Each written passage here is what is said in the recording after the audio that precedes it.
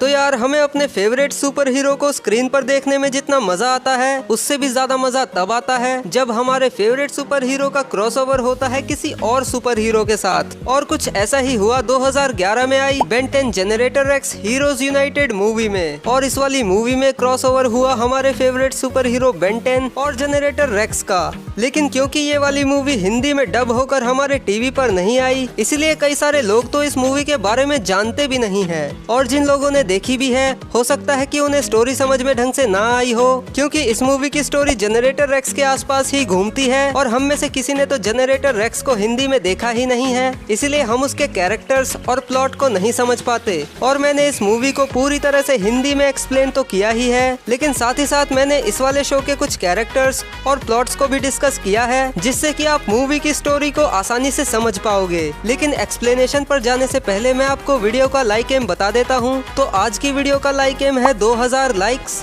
क्योंकि इस वाली वीडियो को बनाने में मेरी काफी ज्यादा मेहनत लगी है, इसके लिए इतना तो बनता ही है। और कमेंट्स का एम है 800 कमेंट्स। तो मैंने सारी जरूरी चीजें बता दी हैं, इसीलिए अब और देरी ना करते हुए फटाफट से अपने एक्सप्लेनेशन की तरफ बढ़ते हैं।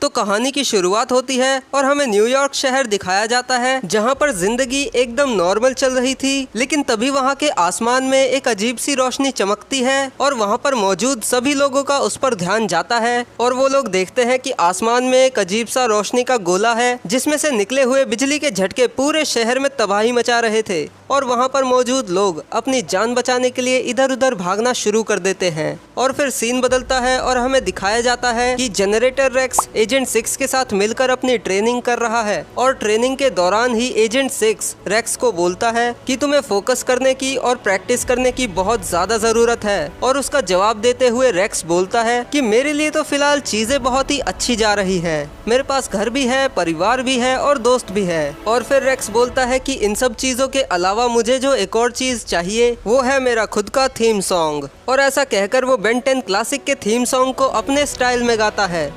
और फिर 6 उसका गाना सुनकर उसे बोलता है ये बढ़िया था और तुम्हें खुश देखकर अच्छा लगा रेक्स, पर इन सब चीजों का कोई भरोसा नहीं, क्योंकि ये कभी भी तुमसे दूर हो सकती है। पर तभी वहाँ पर एक खतरे का सायरन बजता है और रेबेका हॉलिडे, जो कि प्रोविडेंस की चीफ रिसर्च ऑफिसर है, वो आकर बताती है कि न्यूयॉर्क शहर के मैनहट्टन इलाके में कुछ अजीब सी घटनाएं हो रही है। उसके बाद सीन शिफ्ट होता है और हम देखते हैं कि मैनहट्टन इलाके में तो सही में काफी ज्यादा तबाही मची हुई है और वहाँ पर प्रोविडेंस की शिप भी आ चुकी है। लेकिन उस प्रोविडेंस की शिप के अंदर किसी भी ऑफिसर या फिर साइंटिस्ट को ये पता नहीं चल पा रहा था कि वो सफेद रोशनी का गोला आखिरकार क्या चीज है। और फिर एजेंट 6, बोबो और जनरेटर रेक्स भी उसी जगह पर पहुंच गए। और फिर रेक्स बिना ज्यादा समय गवाए उड़ते हुए उस रोशनी के गोले के बिजली के झटकों से बचते बचाते उसके पास पहुंच गया और वो उस सफेद रोशनी के गोले को स्मैश करने वाला था। पर तभी वो एक बिजली का झटका खाकर उससे दूर चला गया और हॉलिडे से पूछने लगा कि भला ये क्या चीज है और मैं इसे कहां पर मारूं। पर हॉलिडे के पास इसका कोई जवाब नहीं था। पर तभी हॉलिडे को इस रोशनी के गोले के अंदर किसी जिंदा चीज के सिग्नल मिलते हैं और फिर हमें उस रोशनी के गोले के अंदर से एक साया निकलता हुआ दिखता है। रेक्स भी उसे पंच करने के लिए आगे बढ़ता है, पर वो साया रेक्स का मुक्का रोकते रोकते रेक्स के मुंह पर ही एक मुक्का जड़ देता है और रेक्स घूमता घूमता नीचे तालाब के पास जमीन पर जा गिरता है। और वो अजीब सा मॉन्स्टर भी नीचे आ जाता है, जिसे देखकर एक पल को तो रेक्स भी डर गया था। और फिर हमें पता चलता है कि ये मॉन्स्टर और कोई नहीं बल्कि बेन टेनिसन है, जो कि ह्यूमंगसॉर बना हुआ है। और अब ह्यूमंगसॉर रेक्स की दे दनादन धुलाई करना शुरू कर देता है और रेक्स कैसे न कैसे अपने आप को डिफेंड कर रहा था। थोड़ी देर धुलाई करने के बाद ह्यूमंगसॉर मुड़कर वापस जाने लगा, लेकिन रेक्स उसे ऐसे नहीं जाने दे सकता था, इसलिए वो उससे फाइट करने लग गया। दूसरी तरफ उस रोशनी के गोले या फिर जिसे हम पोर्टल भी कह सकते हैं, उसमें से एक और अजीब सा क्रीचर निकला जो कि शहर की तरफ चला गया। दूसरी तरफ रेक्स और बेन एक दूसरे को ना जानते हुए आपस में लड़े जा रहे थे। लड़ाई के दौरान ही रेक्स शिप में बैठे हुए 6 और बोबो को बोलता है कि इस छिपकली को मैं संभालता हूँ, तुम जाकर उस टिन के डब्बे को संभालो। और उसके बाद शिप में बैठे हुए बोबो और एजेंट 6 उस मैकेनिकल क्रीचर से लड़ने चले जाते हैं। और यहाँ पर रेक्स और ह्यूमंगसॉर की फाइट कंटिन्यू रहती है और सीन बदलते ही हमें दिखाया जाता है कि प्रोविडेंस की शिप उस पोर्टल को बंद करने की कोशिश कर रही है। उसके बाद हमें रेक्स फिर से उसे दिखाया जाता है जो कि ह्यूमंगोसॉर के हाथों पिट चुका है। और यहाँ पर बेन रेक्स को एक खतरनाक एलियन समझ रहा था और इसका ठीक उल्टा रेक्स बेन को एक ईवो समझ रहा था।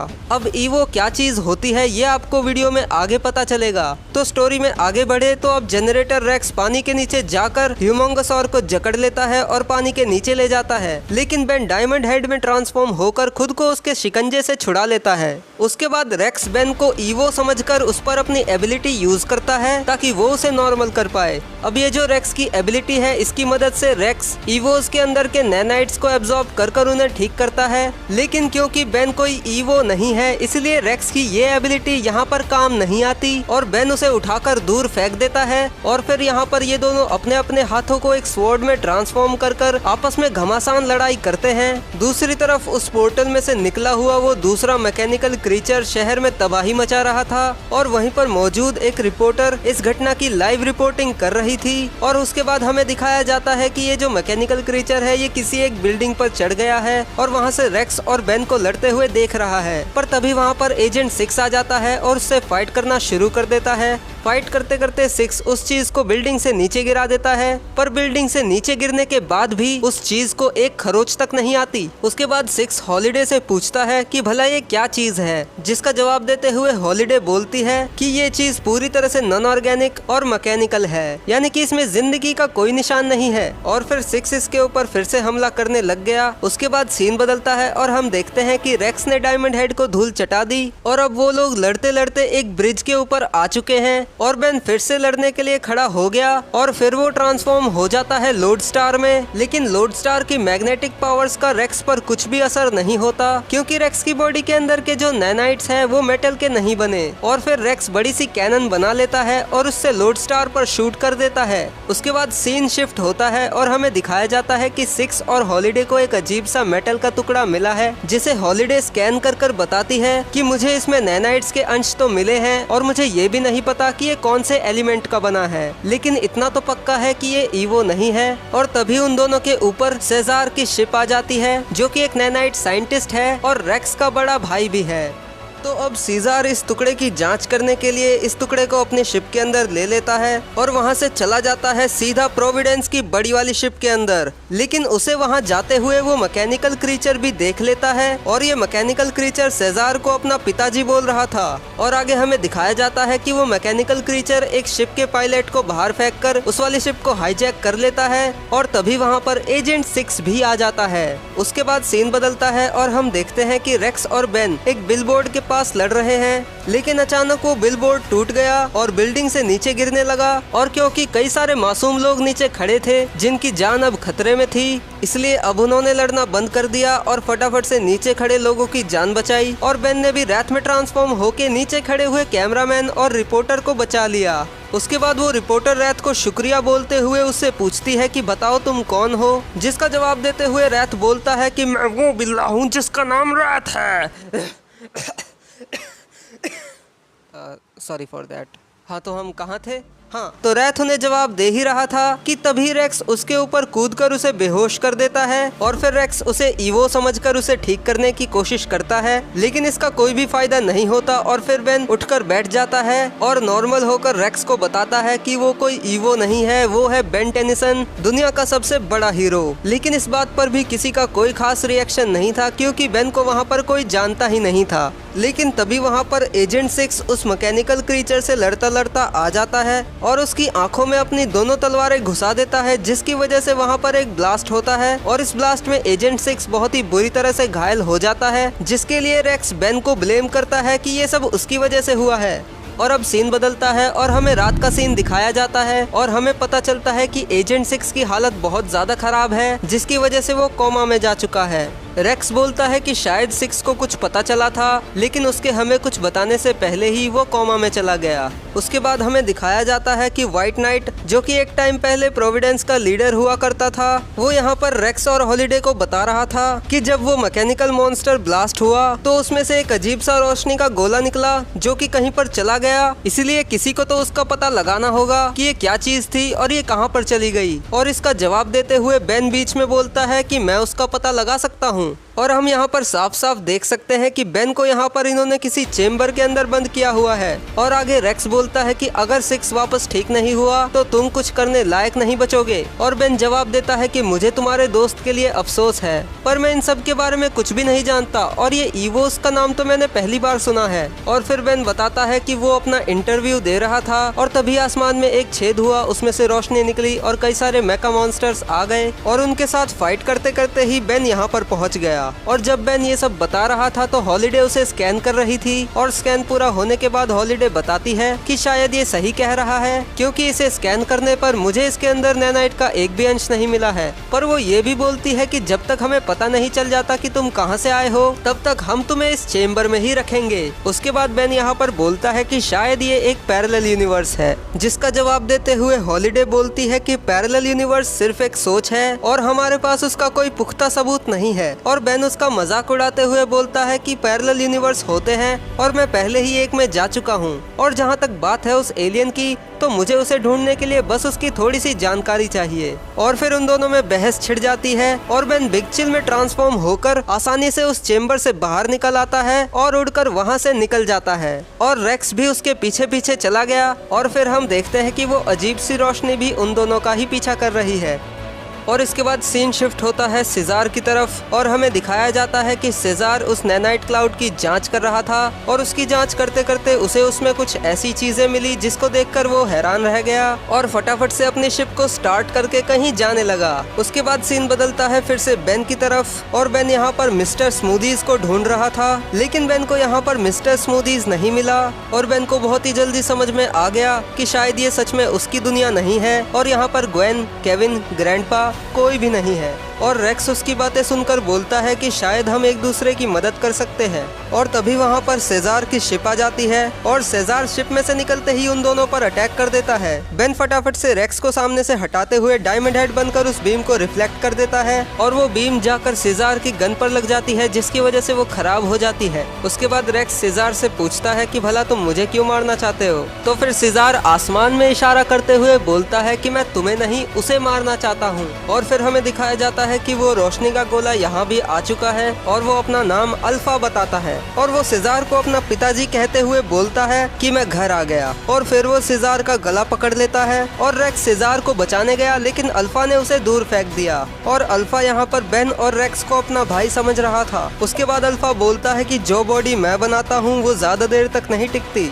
लेकिन मेरे भाई वैसे नहीं है, मैं उनका इस्तेमाल करके खुद को पूरा कर सकता हूँ। पर तभी वो थोड़ा सा कमजोर पड़ने लगा क्योंकि बिना शरीर के उसकी ताकत कम हो जाती है। और सेजार से पूछता है कि पिताजी क्या आप मेरी जिंदा रहने में मदद करेंगे, जिस पे सेजार साफ मना कर देता है। उसके बाद बेन एक पंच मारकर उसे दूर फेंक देता है। उसके बाद अल्फा रेक्स को देखते हुए बोलता है कि तुम इंसान होते हुए भी नैनाइट्स को कैसे कंट्रोल कर पा रहे हो, मुझे राज बताओ। लेकिन उसके और कुछ बोलने से पहले ही बेन उस पर क्रिस्टल्स का अटैक कर देता है और अल्फा को मजबूरन वहां से भागना पड़ता है। अल्फा के जाने के बाद रेक्स सेजार से पूछता है कि भला वो चीज तुम्हें पिताजी क्यों बोल रही थी। और सेजार बोलता है कि ये सब मैं तुम्हें बाद में बताऊंगा, लेकिन अभी फिलहाल हमें उसका पीछा करना चाहिए। उसके बाद वो लोग शिप में बैठकर अल्फा का पीछा करने लगे और शिप के अंदर सेजार बेन और रेक्स को बता रहा था कि मेरे हाथ में जो कैप्सूल है इसमें डेड नैनाइट्स हैं जिसे अल्फा ने एब्जॉर्ब किया हुआ था और जहाँ जहाँ पर अल्फा गया था मुझे उन सभी ही जगह पर इसके सैंपल मिले हैं और अल्फा की वजह से ही शायद तुम अपनी दुनिया से इस दुनिया में खींचे चले आए। और आगे सेजार ये भी बताता है कि अल्फा अपने घर वापस आने का रास्ता ढूंढ रहा था, लेकिन शायद ये फिर तुम्हारे हथियार से आकर्षित हुआ। उसके बाद रेक्स सेजार से पूछता है कि तुम्हें पैरेलल डिमेंशन के बारे में इतना सब कुछ कैसे पता चला, जिस पर सेजार जवाब देता है कि मैंने ही उसे वहाँ पर भेजा था। और फिर वो स्टोरी सुनाने लगा कि कैसे वो और कुछ साइंटिस्ट मिलकर बीमारियों का खात्मा करने के लिए नैनाइट प्रोजेक्ट पर काम कर रहे थे और उसी ने नैनाइट्स को काबू करने के लिए अल्फा को बनाया और उसका असर बढ़ाने के लिए मैंने ही अल्फा को अपने आप सोचने के लिए प्रोग्राम किया। लेकिन अल्फा ने खुद की अलग रचना की जिसको जिंदा रहने के लिए शरीर चाहिए, लेकिन हर बार वो शरीर जल जाता है। इसलिए जैसे ही अल्फा किसी जिंदा चीज पर हावी होने की कोशिश करेगा तो हम उसे मार डालेंगे।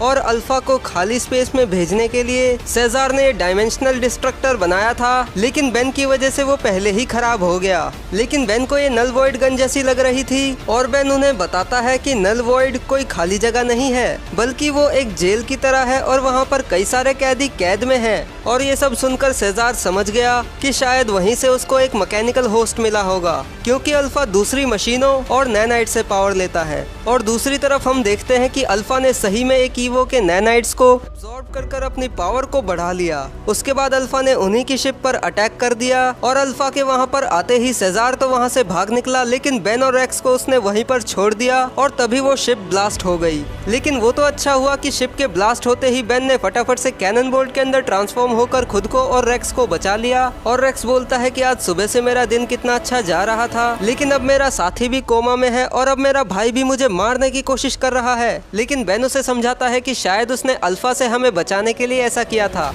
उसके बाद रेक्स हॉलिडे को कॉल लगाकर 6 की हालत के बारे में पूछता है और हॉलिडे बोलती है कि 6 की हालत में अभी तक कोई भी सुधार नहीं है। लेकिन हॉलिडे ये भी बताती है कि हमें मिस्टर टेनिसन को उसके घर वापस भेजने का रास्ता मिल चुका है। लेकिन बेन वापस जाने से मना कर देता है और बोलता है कि मैं यहीं पर रुककर तुम्हारी इस दुनिया को बचाने में मदद करूंगा। लेकिन फिर हॉलिडे बोलती है कि रेक्स तुम्हें जल्दी से यहाँ पर आना होगा, क्योंकि अल्फा यहाँ पर आ चुका है।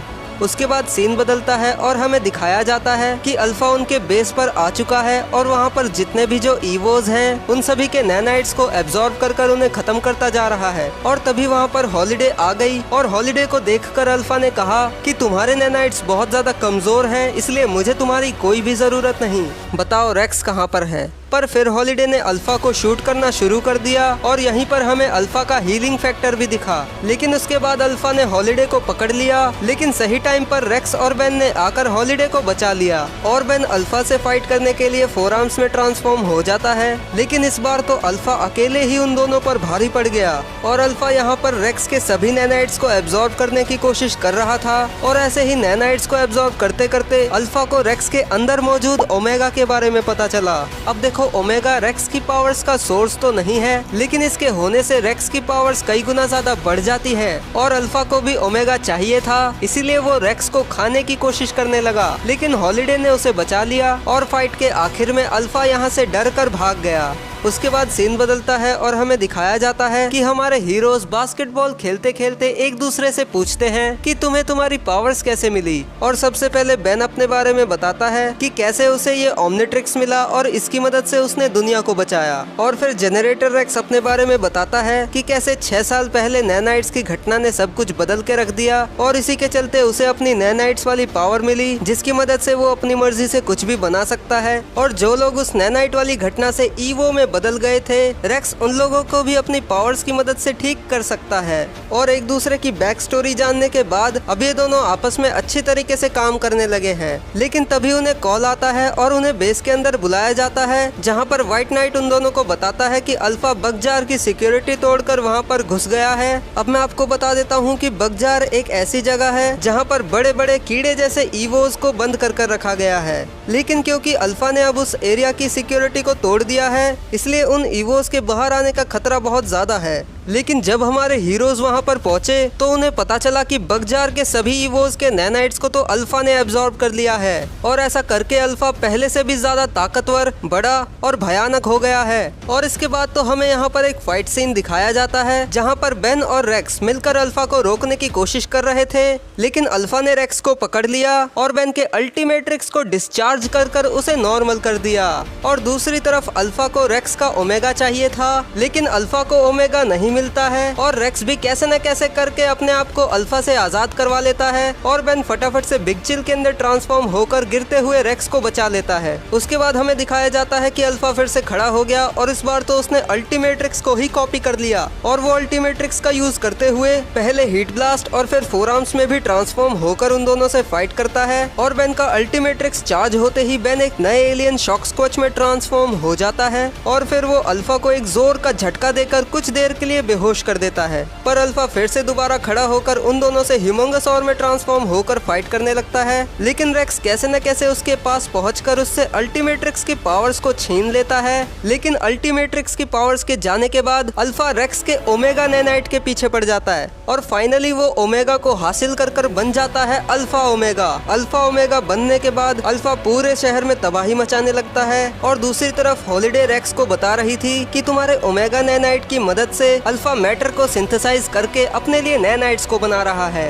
और ओमेगा के जाने के बाद रेक्स तो हिम्मत हार ही गया था, पर तभी बेन को एक आइडिया आता है और वो अपग्रेड में ट्रांसफॉर्म होकर रेक्स के साथ मर्ज हो जाता है और रेक्स जो भी बनाता था बेन उसे अपग्रेड कर देता था। और इसके बाद तो वो दोनों चले जाते हैं सीधा अल्फा ओमेगा से फाइट करने और अपग्रेड के साथ तो रेक्स इतना ज्यादा पावरफुल हो गया था कि अब वो अल्फा ओमेगा के हाथ पैरों को भी आसानी से काट पा रहा था। लेकिन अल्फा अपने हीलिंग फैक्टर और ओमेगा नैनाइट की मदद से खुद को रिजेनरेट कर लेता है और उन दोनों पर अटैक करके उन दोनों को वापस अलग अलग कर देता है। अल्फा से इतनी बार हारने के बाद रेक्स एक आखिरी प्लान बनाता है जिसमें वो एक कैनन जैसी चीज बनाता है और बेन को उसके अंदर लोड करता है और अल्फा के अंदर छुपे हुए ओमेगा को निशाना बनाते हुए कैनन बोल्ट को उस पर शूट कर देता है और ये प्लान काम कर जाता है और अल्फा पूरी तरह से ब्लास्ट हो जाता है। लेकिन अल्फा अभी भी खत्म नहीं हुआ था और वो बगजार के सभी नैनाइट्स के साथ मिलकर एक बादल जैसा कुछ बना लेता है। लेकिन रेक्स अपनी नैनाइट्स को कंट्रोल करने वाली एबिलिटी को यूज करके उस पूरे ही नैनाइट के बादल को कंप्रेस करता करता एक बॉल की शेप में ले आता है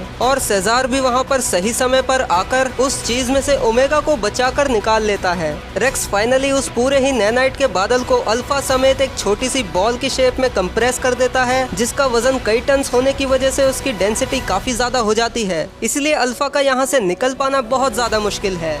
और फिर सेजार बेन के वापस घर जाने के लिए एक पोर्टल खोलता है और बेन जाते जाते अपचक में ट्रांसफॉर्म होकर उस नैनाइट वाली बॉल को खाकर अल्फा को भी ठिकाने लगा देता है और अपने घर वापस चला जाता है। उसके बाद सीन बदलता है और हमें दिखाया जाता है कि 6 भी पहले जैसा ठीक हो गया है। उसके बाद सेजार वहाँ पर आकर रेक्स को उसका ओमेगा नैनाइट वापस कर देता है। लेकिन इस मूवी के एंड होते होते हमें एक हिंट मिला कि शायद अल्फा फ्यूचर में रिटर्न कर सकता है।